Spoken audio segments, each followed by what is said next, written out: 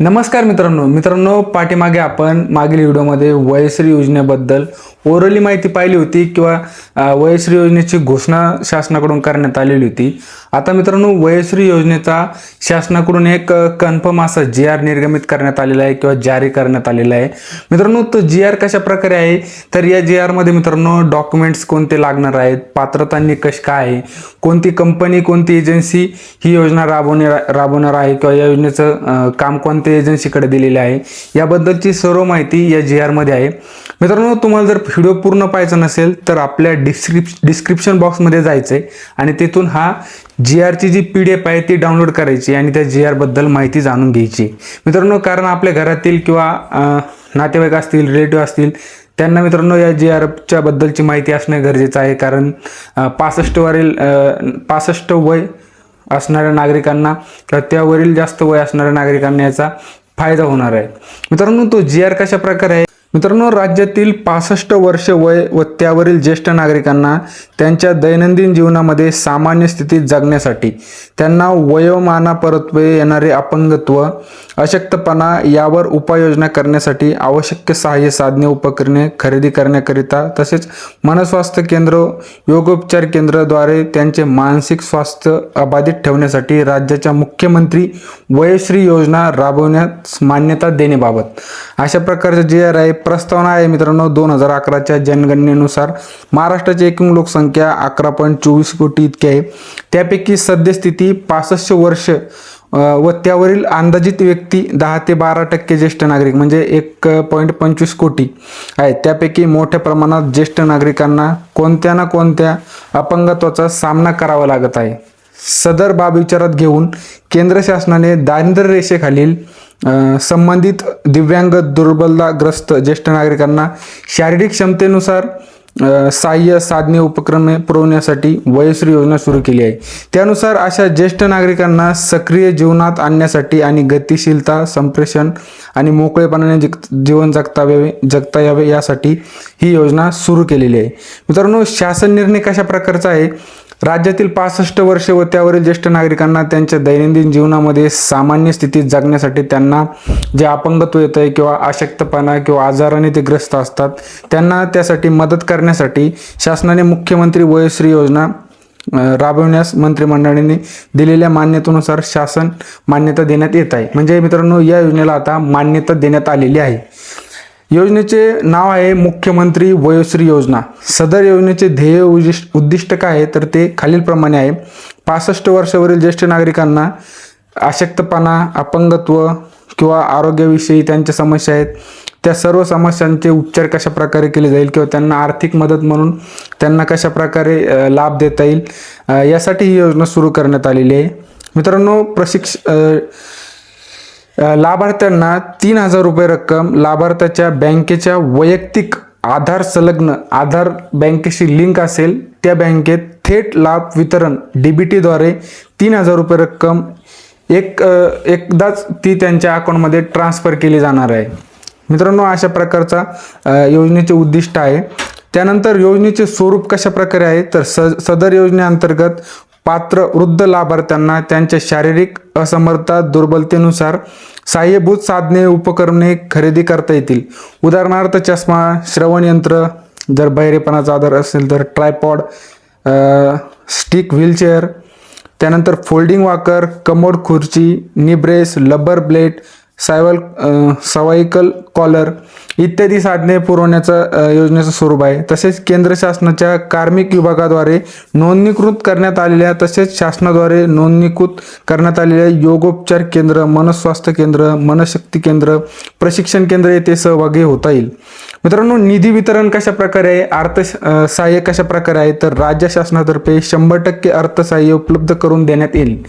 थेट लाभ वितरण DBT द्वारे 3000 रुपये एक रकमी निधी वितरण करण्यात येणार आहे। मित्रांनो शिबिराचे आयोजन करून याची पात्रता निकष ठरवले जाणार आहे। सार्वजनिक आरोग्य विभागाअंतर्गत प्राथमिक केंद्र, उपकेंद्र, उपजिल्हा रुग्णालय यांच्या मार्फत आरोग्य यंत्रणेचे जाळे राज्याच्या कानाकोपऱ्यात पसरलेले आहे। असंसर्गजन्य रोग सर्वेक्षण व माझे कुटुंब माझी जबाबदारी अभियानांतर्गत ज्येष्ठ नागरिकांची सर्वेक्षण स्क्रीनिंग घरोघरी जाऊन करण्यात येईल. अशा प्रकारे आरोग्य विभागाच्या यंत्रणेमार्फत त्या विभागाच्या सर्वेक्षणासोबत व योजनेच्या लाभार्थाची तपासणी करण्यात येणार आहे. योजनेची अंमलबजावणी कशा प्रकारे असणार आहे? ज्येष्ठ नागरिकांना आवश्यक सहाय्य व विशेष आर्थिक सहाय्य अनुदान थेट लाभार्थी वितरण डीबीटी प्रणालीद्वारे करण्यात येणार आहे. करण्याकरिता सामाजिक न्याय विशेष असहाय्य विभाग मंत्रालय आयुक्त समाज कल्याण विभाग पुणे आणि जिल्हा स्तरावरील अंमलबजावणीची समिती यांचा सहभाग असेल. सामाजिक न्याय व विशेष सहाय्य विभाग योजनेच्या अंमलबजावणीवर देखरेख व नियंत्रण करतील. मित्रांनो, यासाठी कोणती एजन्सीची निवड करण्यात आलेली ही सर्व जी प्रक्रिया आहे ती कोणत्या एजन्सीद्वारे होणार आहे? तर राज्य नोडल एजन्सी. मित्रांनो, ही एजन्सी या सर्व योजनेवर देखरेख करणार आहे. प्रस्तुत योजनेसाठी लाभार्थ्याची निवड करणे असो, लाभार्थ्याकडून आवश्यक कागदपत्राची तपासणी करणे असो, लाभार्थ्याचे आधार क्रमांक, बँक खाते याची माहिती गोळा करणे असो, इत्यादी कामे नोडल एजन्सी मार्फत करण्यात येणार आहे. मित्रांनो, या योजनेअंतर्गत लाभार्थ्याची निवड, अंमलबजावणी आणि देखरेख करण्याच्या उद्देशाने ग्रामीण भागाकरिता जिल्हाधिकारी तर शहरी भागाकरिता आयुक्त महानगरपालिका यांच्या अध्यक्षतेखाली पुढील प्रमाणे समिती गठीत करण्यात आलेली आहे. म्हणजे शहरी भागासाठी मित्रांनो ग्रामीण भागाकरिता जिल्हाधिकारी तर शहरी भागाकरिता आयुक्त किंवा महानगरपालिका यांचा समावेश आहे. त्यानंतर लाभार्थ्याचे पात्रतेचे निकष कसे आहे? मित्रांनो, बऱ्याच नागरिकांचे प्रश्न होते की बाबा पात्रता कशा प्रकारे ठरवली जाईल. लाभार्थ्याच्या पात्रतेचे निकष कशा प्रकारे आहेत? तर सदर योजनेकरिता लाभार्थी व्यक्ती राज्यातील ज्येष्ठ नागरिक ज्या नागरिकांनी दिनांक 31/12/2023 अखेरपर्यंत वयाची 65 वर्ष पूर्ण केली असतील असे नागरिक यासाठी पात्र असतील. 65 वर्ष कंप्लीट असणे गरजेचं आहे.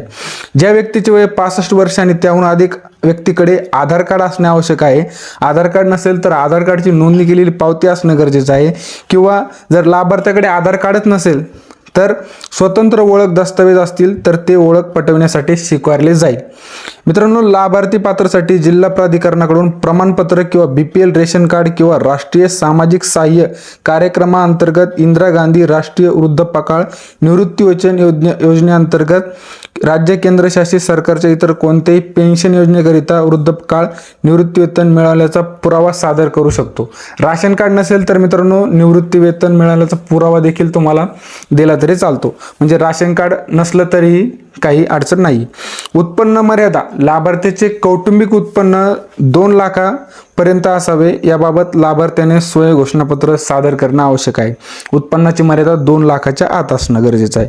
सदर व्यक्तीने मागील 3 वर्षात स्थानिक स्वराज्य संस्था आणि सरकारद्वारे नियंत्रित सार्वजनिक उपक्रमासहित कोणत्याही सरकारी स्रोताकडून तेच उपकरण विनामूल्य प्राप्त केलेले नसावे.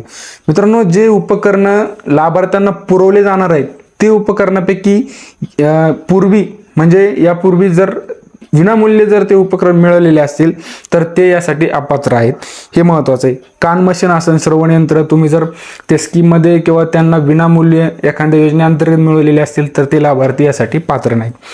त्यानंतर बँक खात्याच्या आधार संलग्न बचत खात्यात 3000 थेट लाभ वितरण प्रणालीद्वारे वितरित झाल्यावर सदर योजनेअंतर्गत विहित केलेली उपकरणे खरेदी केल्याचे तसेच मनस्वास्थ्य केंद्राद्वारे प्रशिक्षण घेतल्याचे लाभार्थ्याचे देय इनव्हॉइस प्रमाणपत्र 30 दिवसाच्या आत संबंधित सहाय्य आयुक्त समाज कल्याण यांच्याकडून प्रमाणित करून संबंधित केंद्रीय समाज उपक्रम संस्थेमार्फत विकसित पोर्टलवर 30 दिवसाच्या आत अपलोड करणं आवश्यक आहे. मित्रांनो, हे 3000 रुपये दिलेले आहे. 3000 रुपये दिल्याच्या नंतर तुम्ही त्या 3000 रुपयाचा कशा प्रकारे वापर केलाय याची सर्व पुरावे तुम्हाला सदर पोर्टलवर, जे पोर्टल आता विकसित करण्यात येणार आहे त्या पोर्टलवर 30 दिवसाच्या आत तुम्हाला अपलोड करणं आवश्यक आहे. योजनेसाठी आवश्यक कागदपत्रे काय आहे? मित्रांनो, हे देखील महत्त्वाचा प्रश्न आहे. आधार कार्ड किंवा मतदान कार्ड, राष्ट्रीयकृत बँकेचे बँक पासबुक झेरॉक्स, पासपोर्ट आकाराचे 2 फोटो, स्वयं घोषणापत्र, शासनाने ओळखपत्र पटवण्यासाठी विविध केलेली अन्य कागदपत्रे. पोर्टल तयार करणे. मित्रांनो, राष्ट्रीय वयोश्री योजनेअंतर्गतच्या धर्तीवर सदर योजनेचे नवीन पोर्टल महाराष्ट्र माहिती तंत्रज्ञान महामंडळाकडून विकसित करण्यात येणार आहे. मित्रांनो, म्हणजे नवीन वेबसाईट, नवीन पोर्टल या योजनेसाठी तयार करण्यात येणार आहे आणि त्या पोर्टलद्वारेच मित्रांनो आता आपल्याला अर्ज करता येणार आहेत. त्यानंतर योजनेबद्दल जागरूकता निर्माण करणे, नियंत्रण आणि मूल्यमापन, आर्थिक भार, थेट लाभ, खर्च कशा प्रकारे, नोडल एजन्सी याद्वारे मित्रांनो कशा प्रकारे खर्च आहे, प्रति लाभार्थी खर्च रुपये 200 रुपये प्रमाणे नोडल कंपनीला दिलेले आहे. त्यानंतर कामाचे स्वरूप, पात्र लाभार्थ्याची कागदपत्रे तपासणी, आधार प्रमाणीकरण, बँक खाते व आधार जोडणी. म्हणजे या कंपनी मित्रांनो तुमची अशा प्रकारची कामे करणार आहे. विविध प्रकारचे शिबिर आयोजन करून या योजनेबद्दलची माहिती लाभार्थ्यापर्यंत पोहोचवली जाणार आहे. अशा प्रकारचे मित्रांनो हा शासन निर्णय आहे आणि याला आता मान्यता मिळालेली आहे. म्हणजेच मित्रांनो आता नक्कीच हे कन्फर्म झालेलं आहे की 65 वर्षावरील नागरिकांना 3,000 रुपये ही रक्कम त्यांच्या खात्यामध्ये, थेट खात्यामध्ये सरकारकडून किंवा शासनाकडून पुरवली जाणार आहे.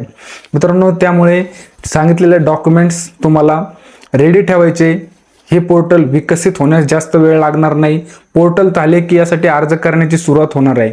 आणि मित्रांनो GRची जर तुम्हाला प्रत हवी असेल तर आपल्या डिस्क्रिप्शन बॉक्समध्ये जाऊन याची PDF नक्की डाउनलोड करून घ्या.